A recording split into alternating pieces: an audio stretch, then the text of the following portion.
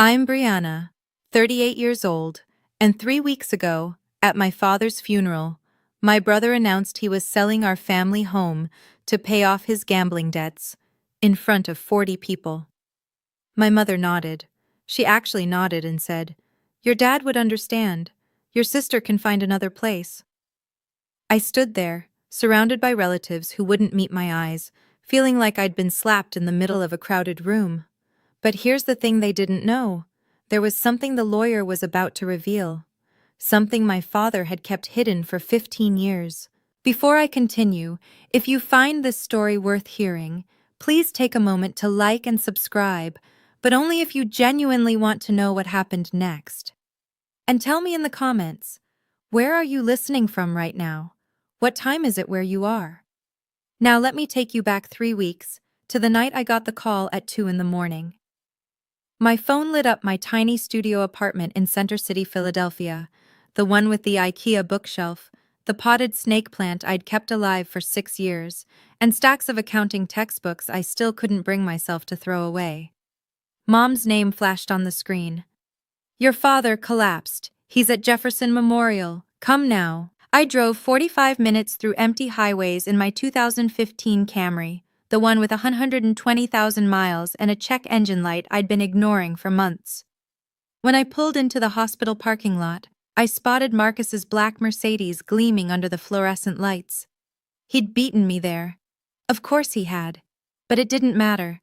By the time I reached the ICU, Dad was already gone. The last time I'd spoken to him was 3 months earlier. A phone call that lasted maybe 90 seconds. He'd asked, "Are you doing okay?" And I'd said yes, and then we sat in silence until one of us made an excuse to hang up. I didn't know that would be the last time I'd hear his voice. I was used to being the one who arrived last. But this time, I wished I had arrived sooner. To understand what happened at that funeral, you need to understand my family. 20 years ago, I was 18, sitting at our dining room table with college acceptance letters spread out in front of me.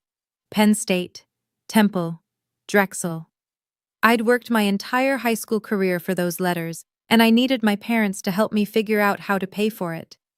My mother picked up the Temple letter, glanced at it, and set it down like it was junk mail. "Why would we spend that kind of money on you?" she said. "You're a girl. You'll get married, have children. Your husband will provide. That's how it works." I looked at my father. He was staring at his coffee cup, jaw tight, saying nothing. That same year, Marcus, 3 years older than me and already a sophomore at Villanova, got everything handed to him. Not scholarships, just checks from our parents. They'd bought him a Honda Accord for his commute. They'd rented him an apartment near campus so he wouldn't have to deal with dorm life. I got a list of jobs that hired 18-year-olds, so I figured it out myself. I applied for every scholarship I could find, landed enough to cover 70% of tuition at Temple, and worked 2 part-time jobs, weekday evenings at a call center, weekends at a coffee shop, to cover the rest. 4 years of sleeping 5 hours a night, of eating ramen because groceries were a luxury, of watching my classmates go to parties while I picked up extra shifts. I graduated with a 3.8 GPA and a CPA license that now hangs in my tiny apartment. I earned every letter of it. That's also why I stopped talking to my family for 2 years after graduation. I couldn't look at them without feeling the weight of everything they'd denied me. "Sons are the pillars of the family," my mother used to say. "Daughters are just guests passing through." I heard that phrase so many times, I started to believe it. The morning after Dad died, I drove back to the house I grew up in for the first time in 3 years. It was a colonial-style 4-bedroom in the suburbs of Philadelphia, built in 1985, with a wraparound porch and a backyard where I used to catch fireflies. The neighborhood was the kind where people put American flags on their mailboxes and knew each other's names. Upper middle class, respectable, the perfect backdrop for a family that looked perfect from the outside. Marcus was waiting at the front door when I pulled up. He hugged me, quick, one-armed, the way you hug someone you're obligated to acknowledge but don't particularly want to touch. "Long time, sis," he said. "You look tired." I didn't respond. I was too busy noticing the Louis Vuitton duffel bag in the hallway, the golf clubs leaning against the wall, the Gucci loafers lined up by the stairs. Marcus had been unemployed for 8 months. I knew because Mom had mentioned it during one of her rare guilt-trip phone calls. "Where's Mom?" I asked. "On the phone with the funeral home. She's got everything under control." I carried my overnight bag upstairs to my old room, or what used to be my room. The walls were still the same pale blue I'd painted them when I was 15, but everything else was different. My bed was gone, replaced by Marcus's overflow. More designer luggage, shoe boxes, a flat-screen TV still in its packaging. My childhood bedroom had become my brother's storage unit. I stood in the doorway looking at the pile of expensive things that belonged to a man who supposedly had no money, and I felt something cold settle in my chest. I didn't ask why my room had become his closet. Some questions answer themselves. The funeral was scheduled for 5 days later, per Dad's wishes. Simple, at Peterson and Sons, the local funeral home he'd driven past every day on his way to work. I handled the logistics. I called the funeral director, wrote the obituary, contacted relatives I hadn't spoken to in years. I organized flowers, confirmed catering, and made sure the programs were printed with the right photo, the one of Dad from 10 years ago, before he started looking tired all the time. Marcus handled the sympathy. Whenever a neighbor stopped by with a casserole, he appeared in the doorway with his practiced grief, accepting condolences like a politician working a crowd. "Thank you so much for thinking of us," he'd say, hand on their shoulder, voice thick with emotion. Dad would have appreciated it. But behind closed doors, things were different. I noticed it on the 3rd day. Mom and Marcus kept having hushed conversations in the living room, conversations that stopped abruptly whenever I walked in. I'd catch fragments. After the funeral, and real estate, and handle it quickly. On the 4th night, I was passing the kitchen when I heard Marcus on his phone. I know," he was saying, his voice tight with something that sounded like fear. "I'll have it soon, after this week. Just give me until—" He saw me and hung up immediately. "Who was that?" I asked. "Nobody. Work stuff." He hadn't worked in 8 months. I didn't push it, but I filed it away in my mind, another piece of a puzzle I didn't yet understand. That night, I lay in the guest room staring at the ceiling, wondering what my brother was so desperate to pay for, and why his fear seemed bigger than his grief. The night before the funeral, I couldn't sleep. So I did what I always do when I can't settle my mind. I organized. Dad had a small office in the basement, a cluttered room with a wooden desk and filing cabinets from the 1990s. No one had touched it since he got sick. I figured I could at least start sorting through things, make myself useful in a way that wouldn't require me to talk to anyone. The first filing cabinet was full of tax returns and utility bills going back decades. The second held old photographs, report cards, mine and Marcus's, and a folder labeled Important Documents. Inside, I found my birth certificate, a few photos of me as a baby, and a single sheet of paper with a logo I didn't recognize. Farwell Family Holdings LLC, dated 2009. I stared at it. The document was some kind of operating agreement, dense with legal language I didn't fully understand. But I saw my name in the text, and my signature at the bottom, loopy and uncertain, the handwriting of my 23-year-old self. I remembered that day, 2009. Dad had called me and asked me to come home to sign some papers. Just administrative stuff for the business, he'd said. Nothing important. I was fresh out of college, still trusting him despite everything, so I signed where he pointed without reading the fine print. I'd forgotten about it completely until now. I slipped the paper into my purse, planning to ask Mom about it later. When I found her in the kitchen the next morning and mentioned Farwell Family Holdings, she waved her hand dismissively. "That company dissolved years ago. Don't waste your time digging through the past." So I didn't mention it again, but I kept the paper. Something told me to. The funeral was on a Thursday, gray and cold. The kind of November day that makes everything feel heavier. Peterson and Sons was the largest funeral home in the area, with dark wood paneling and stained glass windows that cast colored light across the pews. Over 40 people came, relatives, Dad's former colleagues from the construction company he'd managed, neighbors who remembered him as the quiet man who always shoveled their driveways after snowstorms. Marcus delivered the eulogy. He stood at the podium in a Tom Ford suit. I recognized the cut because I'd seen it in a magazine, $3,000 minimum, and spoke about Dad like they'd been best friends. He talked about fishing trips they'd taken, advice Dad had given him, the unbreakable bond between father and son. I sat in the back row, listening to stories I'd never heard, wondering if any of them were even true.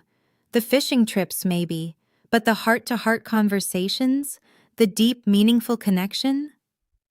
I'd lived in that house for 18 years, and I'd never seen Dad talk to Marcus about anything more personal than sports scores. But the crowd was moved. Women dabbed their eyes, men nodded solemnly. Marcus had always been good at performing. Mom sat in the front row, wearing black Chanel and her signature pearl necklace. A gift from Marcus, she liked to remind people, though we all knew Dad had paid for it. She accepted condolences with practiced dignity, the grieving widow who had everything under control. No one came to check on me. No one asked how I was holding up. I was just background noise, the daughter who'd been away too long to matter. I didn't know the eulogy was just the opening act. The real performance was coming next. After the final prayer, most people started gathering their coats to leave, but Marcus stepped back up to the podium and cleared his throat. If I could have everyone's attention for just another moment. The room stilled. I saw Mom nod at him from her seat, a tiny, almost imperceptible gesture, like a director cueing an actor. Our family has been discussing what to do going forward, Marcus said, his voice carrying that same rehearsed emotion from the eulogy. And we've made a difficult decision. We're going to sell the family home. Murmurs rippled through the crowd. Aunt Patricia, Dad's sister, put a hand to her chest. The house on Maple? Richard loved that house. I know, Marcus said, shaking his head with what looked like genuine sorrow. But it's time for a fresh start. Mom doesn't want to be there alone, surrounded by memories. And frankly, the upkeep is too much for her to handle by herself. He paused, letting that sink in, then added, We've already discussed it as a family. Mom, me, and Brianna. We're all in agreement. My stomach dropped. I hadn't agreed to anything. I hadn't even been asked. I started to stand, to say something, but Mom turned around and looked at me. Her eyes were sharp, warning. Don't you dare make a scene. The house will be listed next month, Marcus continued. We just wanted everyone to know, so there are no surprises. After the announcement, people approached Mom with sympathy. Such a hard decision. Richard would understand. You have to do what's best for the family. No one asked me what I thought. I stood frozen in the back of the room, watching my childhood home get sold off at my father's funeral, and I didn't say a word. But Marcus wasn't finished. He looked toward Mom, and she rose from her seat like they'd rehearsed this too. I want to add something, she said, smoothing her black dress as she walked to the front. I know some of you might be wondering about Brianna's situation. My face went hot. 40 pairs of eyes turned toward me. Brianna is a strong, independent young woman, Mom continued, her tone the same one she used when explaining why we couldn't afford something she didn't want to buy. She has a good job, her own apartment. She moved away years ago and built her own life. Richard would be proud of that. She paused, tilting her head with a sad smile. She doesn't need the house, not the way Marcus does. He's had some setbacks. He needs family support right now. I'm sure you all understand. Someone in the crowd, I think it was Aunt Dorothy, whispered, Well, she did abandon them for years. Your dad would understand, Mom said, looking directly at me now. Your sister can find another place. I felt the words land like a physical blow. She'd just told our entire extended family that I didn't deserve anything, that I was an afterthought, that whatever happened to my childhood home was none of my concern. A distant cousin named Barbara leaned toward me. You know your mother's right, honey. You've done so well for yourself. Marcus needs the help more than you do. I wanted to scream. I wanted to tell them about the scholarships I'd had to fight for, the jobs I'd worked, the years I'd spent building something from nothing, while Marcus drained every resource our parents had. But I didn't. I just stood there, feeling smaller than I had in years, and said nothing. After the service, I drifted outside while everyone else stayed to mingle. The November air was bitter, but I needed it. I needed to breathe something that didn't feel like betrayal. Through the window, I watched Marcus shake hands with a man in a tailored gray suit. They exchanged business cards. The man handed Marcus a folder with the logo of a real estate agency on the front. He'd brought a realtor to the funeral. Mom appeared beside the man, gesturing toward the door like she was giving directions. A minute later, I saw them all get into separate cars and drive away, toward the house, I realized. They were showing the property before Dad was even in the ground. I walked back inside to find my purse, and that's when I heard Aunt Dorothy talking to a group of cousins.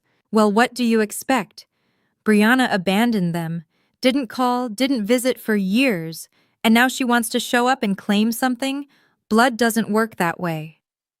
I froze in the hallway, hidden by a pillar, and listened.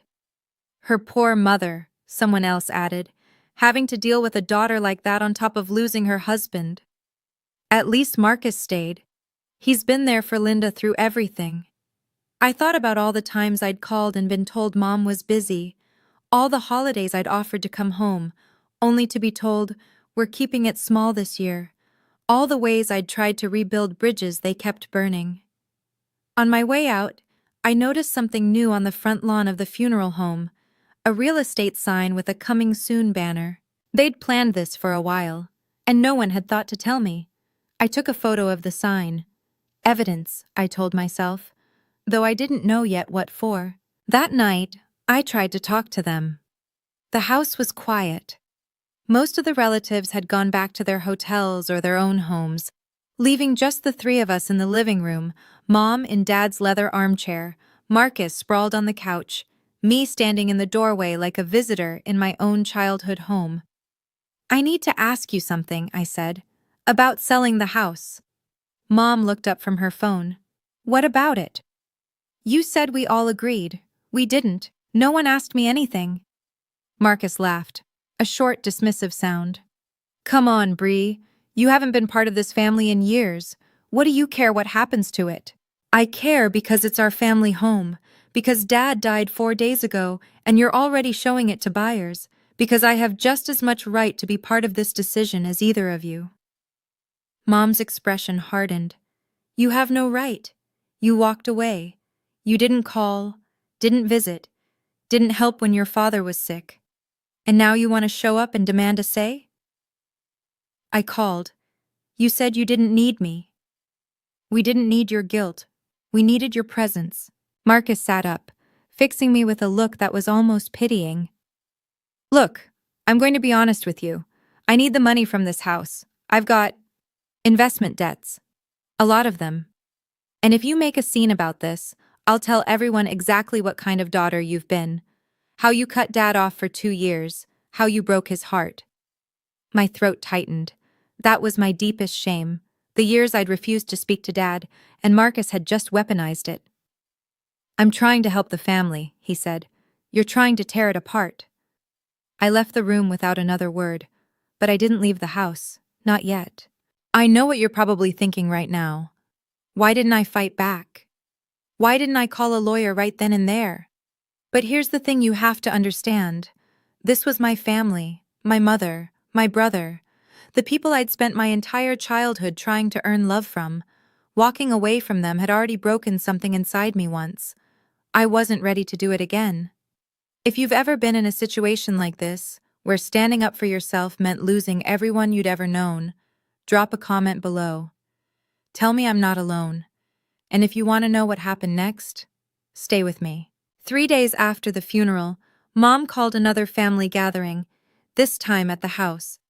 To discuss the estate, she said. So everyone's on the same page. 15 people crowded into the dining room. Aunt Dorothy, Uncle Frank, my grandmother on Mom's side, various cousins I barely recognized. The room felt smaller than I remembered, stuffed with bodies and opinions and the weight of decisions being made without me.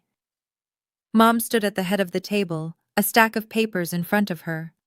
Marcus sat to her right, arms crossed, looking at me like I was a problem to be managed.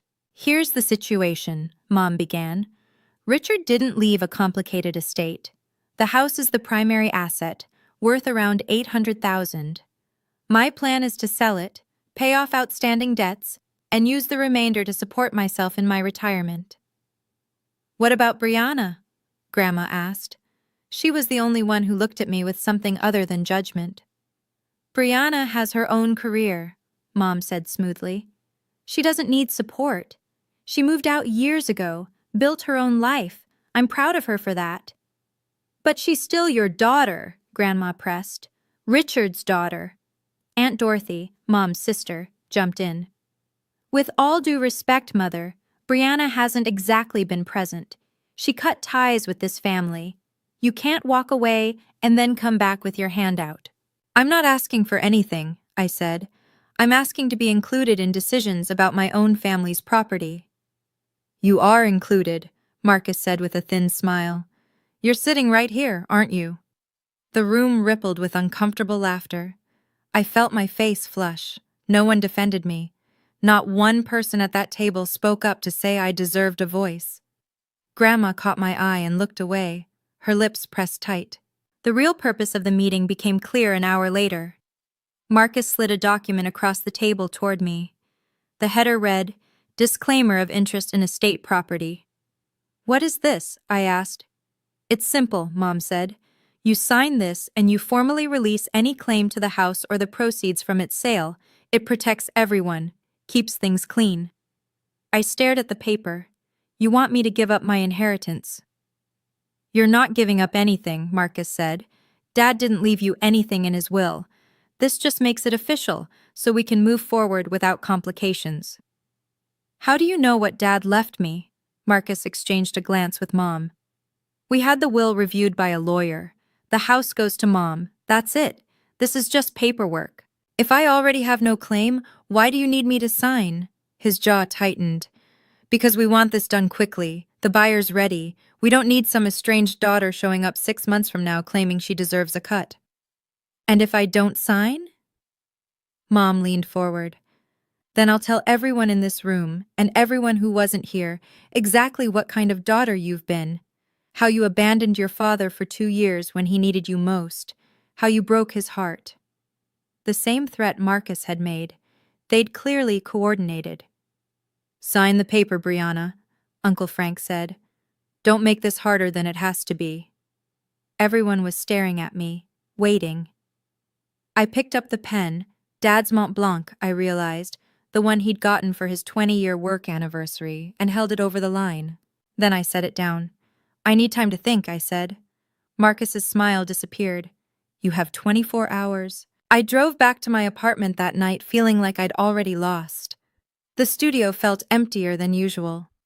I sat on my second-hand couch in the dark, streetlights casting long shadows through the window, and ran through my options. I could sign the paper, give up whatever claim I might have, walk away, let them have the house. It would be easier. No more family meetings, no more accusations, no more being made to feel like I didn't belong. But something in me refused. Maybe it was pride. Maybe it was the memory of all those nights I'd worked double shifts to pay for a degree my parents refused to fund. Maybe it was the way Mom had announced to 40 people that I didn't matter. Or maybe it was the paper in my purse, the one with the logo I didn't recognize, Farwell Family Holdings LLC. I pulled it out and looked at it again in the dim light. My signature was there at the bottom, loopy and young, from 15 years ago. Dad had asked me to sign it, and I had without question, because I trusted him. What had I signed? I thought about calling a lawyer, but it was almost midnight, and I didn't even know where to start. Then I remembered. Dad's funeral program had listed a name, Gerald Whitmore, estate attorney, Henderson Family Council for 20 years. I found the number in Dad's old address book, which I'd taken from his office along with a few other things. Tomorrow, I decided. Tomorrow I would call this Gerald Whitmore and ask him what Farwell Family Holdings meant. If I was going to lose, at least I wanted to know the truth first. Gerald Whitmore's office was on the 4th floor of a brick building in downtown Philadelphia, the kind of place with brass nameplates and Persian rugs and the faint smell of old paper. He was older than I expected, late 60s with white hair and wire-rimmed glasses that made him look like someone's grandfather. But his eyes were sharp when he shook my hand. "Miss Henderson, I was hoping you'd call." That surprised me. "You were? Please sit down." He gestured to a leather chair across from his desk. "I've been your father's estate attorney for 20 years. He and I had an understanding." I pulled the LLC document from my bag and slid it across the desk. "I found this in his files. I don't know what it means, but it has my name on it." Whitmore picked it up and something flickered across his face. Recognition. Maybe relief. "Do you know about Farwell Family Holdings LLC?" he asked. "My mother said the company dissolved years ago." "Your mother is mistaken." He opened a drawer and pulled out a manila folder, thick, well-organized, like he'd been keeping it ready. "Miss Henderson, there's something your father asked me to tell you, but only when the time was right." My pulse quickened. "What do you mean?" "The family house, the one on Maple Street, it's not part of your father's estate." "What?" "In 2009, your father transferred the property into Farwell Family Holdings LLC. The house belongs to the LLC, not to him personally." I stared at him. "Then who owns the LLC?" Whitmore looked at me over his glasses. "You do, Miss Henderson. You're the sole member. You have been for 15 years. For a long moment, I couldn't speak. "That's not possible," I finally managed. "I would have known. Someone would have told me." Whitmore shook his head slowly. "Your father was very specific about confidentiality. He didn't want anyone to know. Not your mother, not your brother, not even you, until it became necessary." "But why?" He pulled another document from the folder. This one was older, the paper slightly yellowed. "In 2008, your father came to me with concerns. He'd noticed changes in Marcus's behavior, gambling, debts, the beginnings of what would become a serious problem." I thought of Marcus's desperate phone call at the funeral home, the fear in his voice. "Your father loved your brother," Whitmore continued, "but he didn't trust him. He knew that if anything happened to him, Marcus would find a way to drain every asset the family had. So he created a structure to protect the most valuable one, the house." "Yes.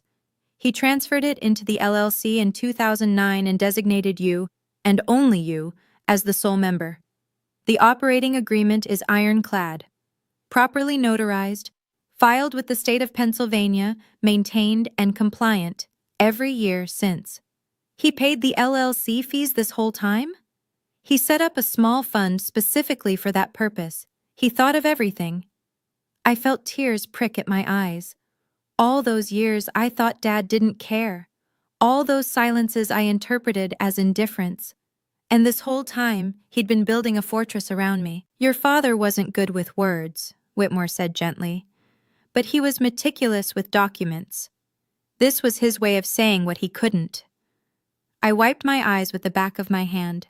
"What do I do now?" "Now," he said, "we set the record straight." Whitmore let me sit in his office for as long as I needed. He made tea, Earl Grey, in china cups that looked like they'd been his grandmother's, and waited while I processed everything. For the first time since Dad died, I really cried. Not the polite, controlled tears I'd shed at the funeral. These were ugly, gasping sobs that came from somewhere deep in my chest. Grief and relief and confusion all tangled together. Dad had seen me. All along, he'd seen me. I thought about every time he'd sat silent while Mom dismissed me. Every holiday where Marcus was celebrated and I was tolerated. I'd interpreted his silence as agreement, as proof that he thought I mattered less too. But that wasn't it at all. He just hadn't known how to fight for me out loud. So he'd fought for me on paper. Whitmore handed me a sealed envelope. My name was written on the front in Dad's handwriting. Shaky, the letters uneven, like his hands had been unsteady when he wrote it. He gave me this 3 months ago, Whitmore said. Asked me to hold it until you needed it. I didn't open it there. I wasn't ready. But I ran my thumb over the letters of my name and felt something shift inside me. There's going to be a formal will reading, Whitmore said. I'll arrange it for Friday. I'll invite everyone who was at that family meeting. They'll fight this, I said. They'll say I manipulated Dad or that the documents are fake. Let them say whatever they want. He pulled out another folder, this one full of receipts, notarized signatures, filing confirmations. I've been preparing for this moment for 15 years. The paper trail is impeccable. For the first time in weeks, I felt something like hope. How do you want to handle this? Whitmore asked. I'd stopped crying by then. The tea had gone cold, but my mind was sharper than it had been in days. I could tell them privately, I said. Pull Mom and Marcus aside, explain the situation, avoid a public scene. You could, Whitmore agreed. That would certainly be the more diplomatic approach. But they didn't give me that courtesy. I thought about the funeral announcement, the family meeting, the way they'd tried to humiliate me into submission in front of everyone I'd grown up with. They chose to do this publicly, to make me look like the ungrateful daughter in front of 40 people. So you'd like to set the record straight in the same venue? I'd like the truth to come out the same way the lies did. Whitmore nodded slowly. I'll schedule the formal will reading for Friday at 10 a.m. I'll invite everyone who was at that meeting. Your mother, brother, aunts, uncles, grandmother. They'll expect it to be a routine procedure. Will you need anything from me? Just be there. Bring the original document you found. I'll handle the rest.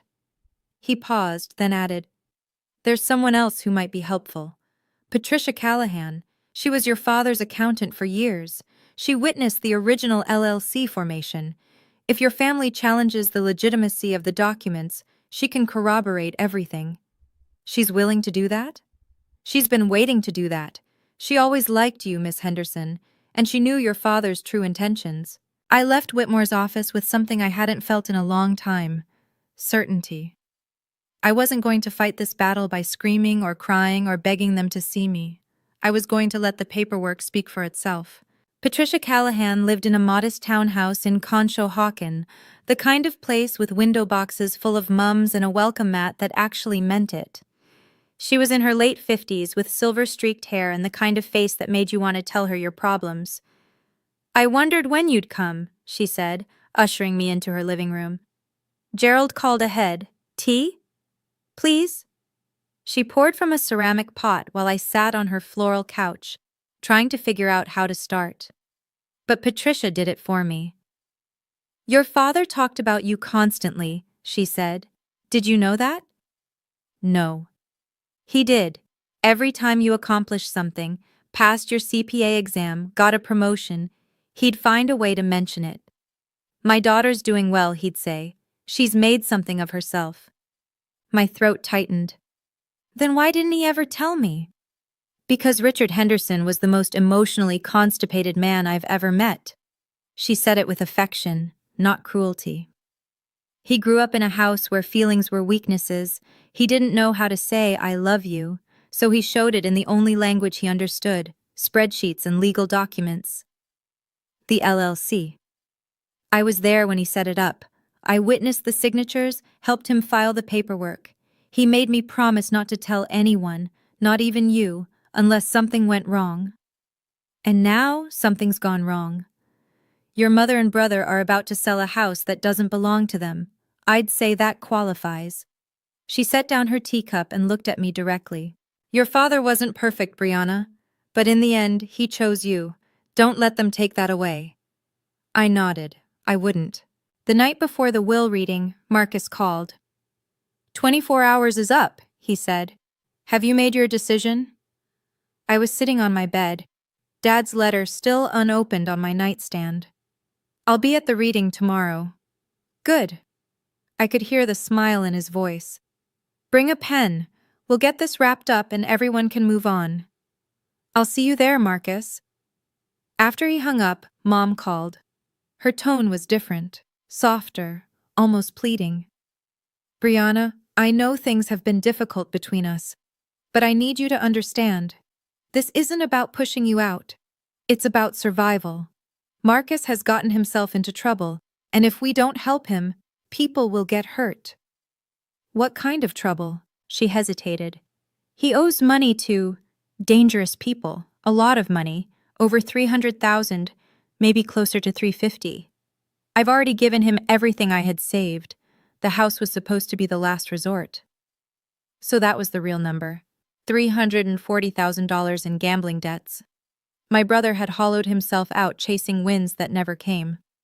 I'm sorry Marcus is struggling, I said, but selling Dad's house, my house, isn't going to fix him. It's just going to enable him to keep going. You don't understand. I understand perfectly. I'll see you tomorrow, Mom.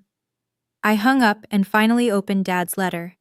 His handwriting was shaky, the words uneven, but the message was clear. Brianna, I know your mother and brother haven't treated you fairly. I'm sorry I never had the courage to say so out loud.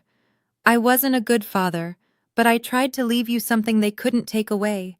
You're the only one I trust with what matters. Dad. I folded the letter carefully and slipped it into my blazer pocket. Tomorrow, I wouldn't need to say much. The paper would do the talking. Friday morning, 10 a.m., Gerald Whitmore's office. The conference room was larger than his private office, with a mahogany table long enough to seat 12 and oil paintings of Philadelphia landmarks on the walls. A crystal chandelier hung overhead, casting prismatic light across the polished wood. I arrived at 9:45 and found Whitmore already setting up, folders arranged at his seat, a glass of water at each place, the overhead projector ready in case he needed to display documents. Are you ready? He asked. As I'll ever be. The family started arriving at 9:55. Mom came first, wearing black again, this time a designer dress I didn't recognize, with the pearl necklace gleaming at her throat. She barely glanced at me before taking a seat at the opposite end of the table. Marcus strolled in 15 minutes late, because of course he did. He was wearing the Tom Ford suit again, freshly pressed, as if this were a business meeting where he expected to close a deal. He clapped Whitmore on the shoulder like they were old friends. Thanks for putting this together, Jerry. Let's make it quick, yeah?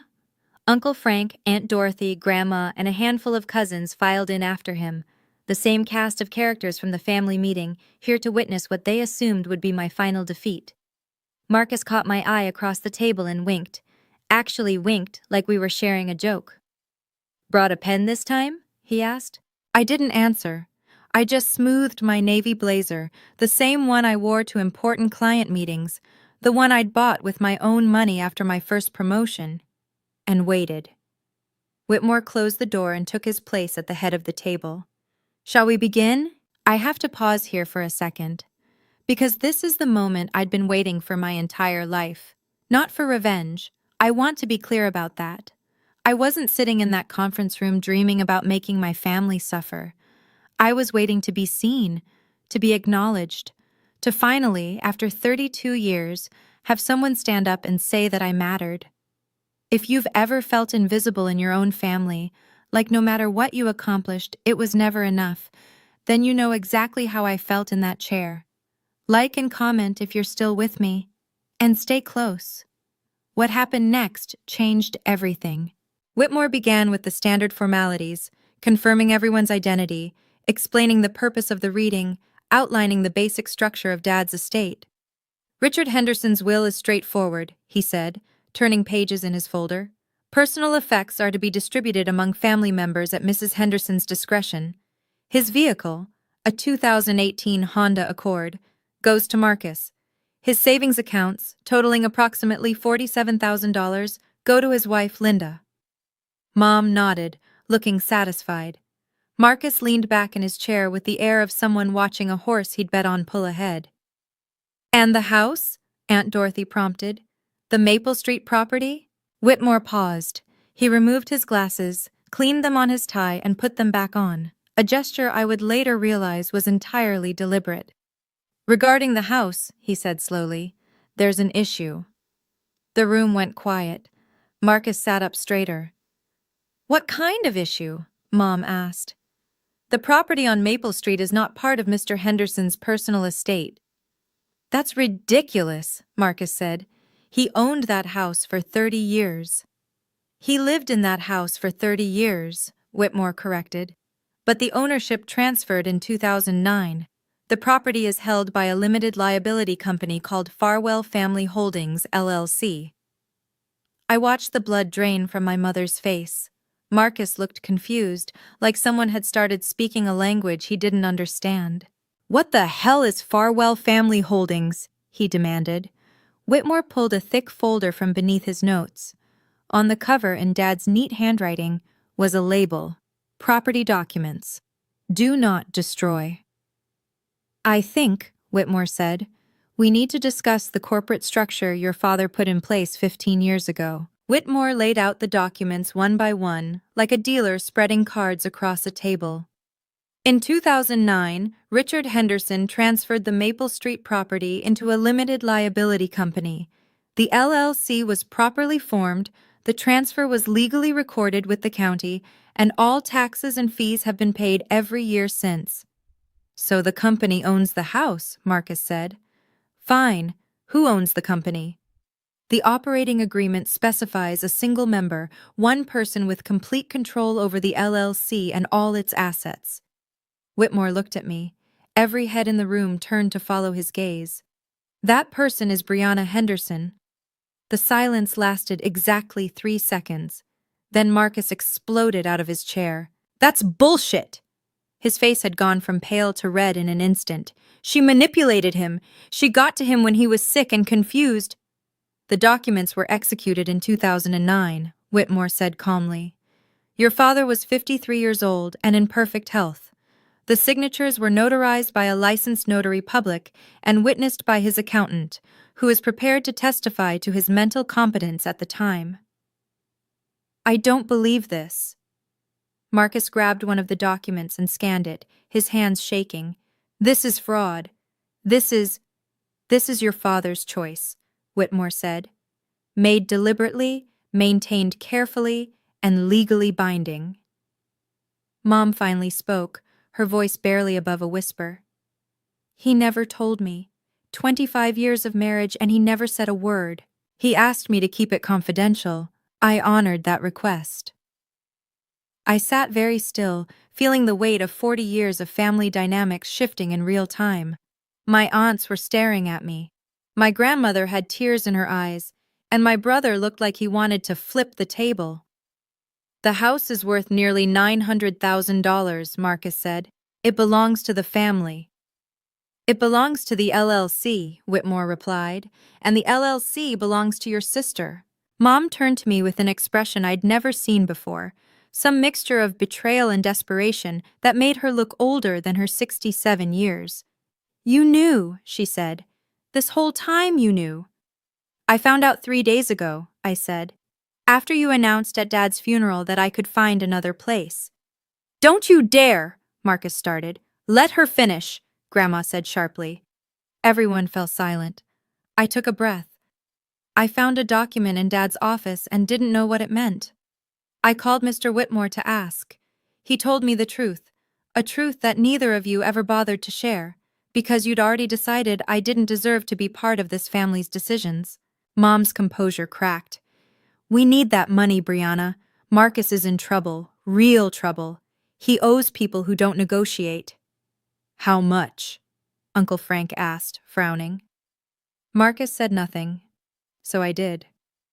$340,000. Gambling debts. The room erupted. Aunt Dorothy's hand flew to her chest. One of my cousins muttered, "Jesus Christ." Uncle Frank stared at Marcus like he'd never seen him before. That's not accurate," Marcus stammered. "It's investments, not—" "I've been covering for him for years," Mom said, her voice breaking. "I've given him everything I had. The house was supposed to be the last resort. She looked at me with red-rimmed eyes. Your father's only been gone 2 weeks, and you're going to take our home? I'm not taking anything, I said. I'm claiming what Dad left me. The same way you've been claiming everything he left you.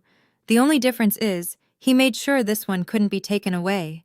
The pearl necklace around her throat caught the light as she bowed her head.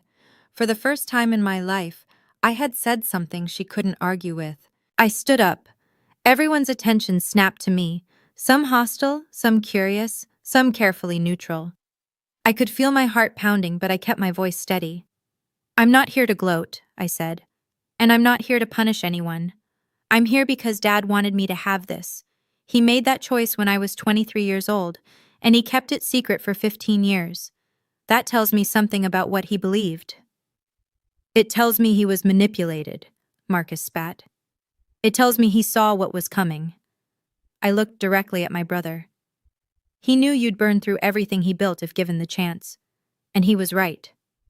Marcus lunged forward, and for a moment I thought he might actually hit me. But Uncle Frank grabbed his arm. Sit down, Uncle Frank said. You've done enough damage. I turned to my mother. You can stay in the house. I'm not going to put you on the street, but it will be under a formal lease. $1 a month, renewable yearly, at my discretion. $1 a month? She repeated. And Marcus doesn't live there. That's non-negotiable. You can't. I can. The house belongs to my LLC. I decide who lives in it. The room was dead silent. I could see the calculations happening behind everyone's eyes, the power shifting, the old assumptions crumbling. Marcus needs help, I said softer now. Real help, not money to throw at bookmakers. If he wants to get treatment for his addiction, I'll support that, but I won't be part of enabling him to destroy himself. I picked up my bag and looked around the table one last time. I didn't ask for this, but I'm not going to apologize for accepting what my father chose to give me. Then I walked out. I made it halfway down the hallway before I heard footsteps behind me. Brianna, wait. I turned. It was Grandma, my mother's mother, moving faster than I'd seen her move in years, her cane clicking against the marble floor. Grandma, I'm sorry. I know that was... Don't apologize. She reached me and took my hand in both of hers. Her grip was stronger than I expected. I need to tell you something. We stepped into an alcove near the elevator, out of sight from the conference room. I knew, she said. What? About the LLC. Richard told me before he died. He asked for my blessing. I stared at her. You knew this whole time? He came to me 3 months ago, right after his diagnosis, said he didn't have much time left and needed to know he'd done the right thing. Her eyes glistened. He asked me, do you think I should protect Brianna? And I told him yes, because your mother wasn't going to. I felt tears threatening again. Why didn't you say anything at the family meeting? Because it wasn't my secret to tell, and because... She sighed. I wanted to see if your mother would come to her senses on her own, give her a chance to do the right thing. She didn't. No, she didn't. Grandma squeezed my hand. But you did. You stood your ground. You didn't let them bully you. I learned from watching you, I said quietly. She smiled, a real smile, the kind I remembered from my childhood. You remind me of your grandfather. He was stubborn too, in the best way. She patted my cheek and turned back toward the conference room. Go home, sweetheart. You've earned a rest. I'll handle what's left in there. I was almost to my car when Marcus caught up with me. Brianna, wait, please. I stopped but didn't turn around. I could hear his breathing, ragged, uneven, like he'd been running. I know you're angry, he said. You have every right to be, but you don't understand what's happening. Then explain it. He moved around to face me, and for the first time, I saw past the expensive suit and the practiced confidence. My brother looked broken. Dark circles under his eyes, hands trembling, the desperation of a man who had run out of options. The people I owe money to, he said. They're not patient. They've been sending people to follow me, leaving notes on my car. Last week someone slashed my tires. Marcus! I'm scared, Bree. His voice cracked. I got in over my head, and I kept thinking I could win it back, just one more bet, one more game, and then it would all be fine. But it never was. And now I'm so deep I can't see a way out. I looked at my brother, really looked at him. The man who had been handed everything I'd had to fight for, who had squandered every advantage and still expected someone else to clean up his mess. And underneath all that, I saw the kid who used to play catch with me in the backyard. The teenager who walked me to school when I was scared of the older kids, before everything went wrong. You need rehab, I said, not money. I know. 90 days, minimum. A real program, not some weekend retreat. He nodded, not meeting my eyes. If you do that, I said, really commit to getting help, then we can talk about what comes next, but not before. And if I don't? Then you're on your own. Mom was waiting by my car. She must have slipped out a side entrance while I was talking to Marcus. Her makeup was streaked, the careful facade completely dissolved. She looked smaller somehow, like grief and shock had compressed her. Did he leave anything for me? She asked quietly. Richard, in that folder of his. Any message, any explanation? I thought about lying, telling her that Dad had written her a beautiful letter full of reconciliation and forgiveness, but she didn't deserve a lie. She deserved the truth. No, I said. He didn't mention you at all. She flinched like I'd struck her. 35 years, she whispered. I gave him 35 years of my life, and he left everything to— He left the house to me, I said. Not because he loved me more, because he knew you and Marcus would burn through it, and he was right. I was doing what I thought was best for the family. You were doing what was best for Marcus. There's a difference. She started to argue, then stopped. Something shifted in her expression, not acceptance exactly, but the beginning of recognition. I raised him the way I was raised, she said. Sons are investments, daughters are temporary. That's what my mother taught me. Grandma seems to have changed her mind, a bitter laugh. She always liked you better. Maybe she just saw me more clearly. Mom reached up and unclasped her pearl necklace, the one she'd worn every day for as long as I could remember, and held it in her palm for a moment. I don't know how to fix this, she said. Neither do I admitted. But maybe that's where we start. She didn't respond. She just walked away, still holding the pearls, leaving me alone in the parking lot with the weight of everything that had just changed. The will reading broke up slowly after I left. I heard the details later, from Grandma and from Whitmore. Aunt Dorothy had tried to argue that the LLC was somehow fraudulent, but Whitmore shut her down with documentation that went back 15 years. Notarized signatures, state filings, annual reports. Every I dotted, every T crossed. Uncle Frank had taken Marcus aside and told him he was a disappointment. Harsh, maybe, but Marcus just nodded. He was too hollowed out to fight anymore. Patricia Callahan called me that evening. You did beautifully, she said. Your father would have been so proud. I just told the truth. Sometimes that's the hardest thing to do. She told me she'd watched the family leave one by one.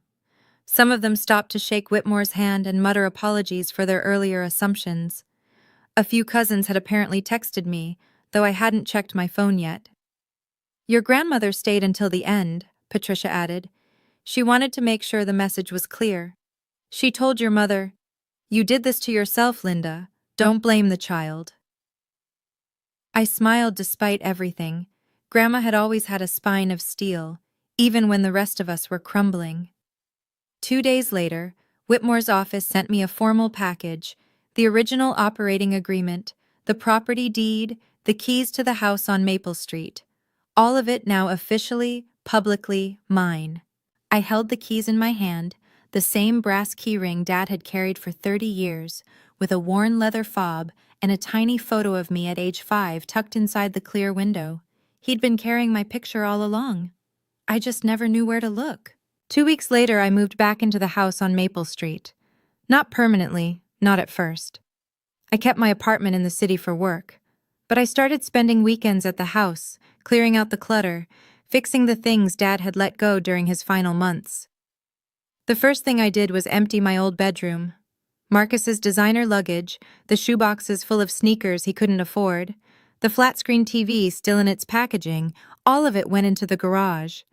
He could pick it up whenever he wanted, but it wasn't staying in my room anymore. Then I repainted the walls. Soft sage green this time, a color I'd always wanted but never asked for. Mom lived in the guest room now, under the lease agreement we'd drawn up, $1 a month. She was quiet mostly. We didn't talk much, but we didn't fight either. It was a kind of peace I'd never expected. Awkward, fragile, but real.